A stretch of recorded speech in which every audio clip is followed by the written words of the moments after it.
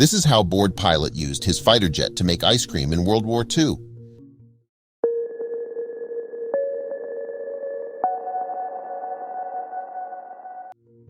By late September 1944, the men of U.S. Marine Fighter Squadron VMF 122 were stuck on Peleliu and bored.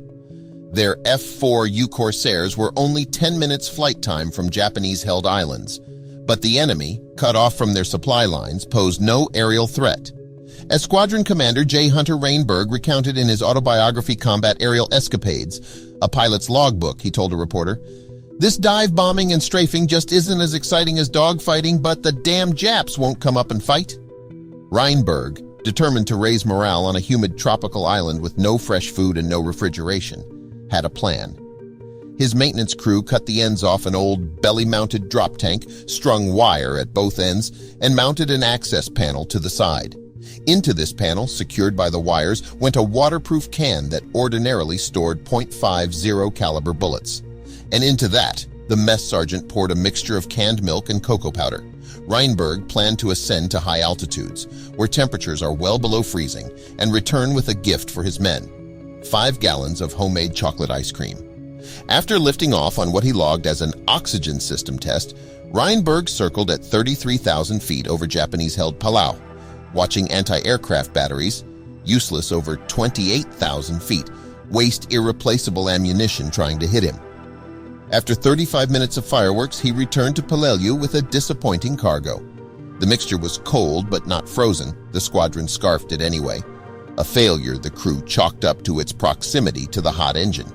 For the next attempt, a supercharger test flight, they bolted ammo cans to the underside of a removable maintenance panel on each wing, well away from the engine, doubling their yield to 10 gallons, enough for 100 men.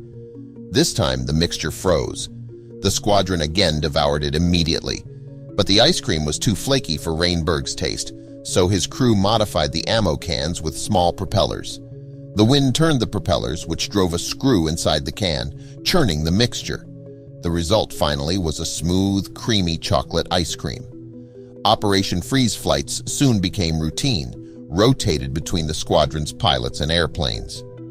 "They went off without a hitch," wrote Rainberg, until his boss, Group Operations Officer Colonel Caleb Bailey, called to make clear that he didn't buy the test flight ruse. "Listen, goddammit, you guys aren't fooling me," Bailey told a VMF 122 officer. "I've got spies. You tell Rainberg I'm coming over there tomorrow and get my ration." Rainberg's Marines were not the only ice cream makers of the war. B-17 crews in Europe brought ice cream mixtures along on operational bombing raids, according to a 1943 New York Times article, and at least one unit used its P-47S to create a real delicacy: vanilla ice cream mixed with canned fruit.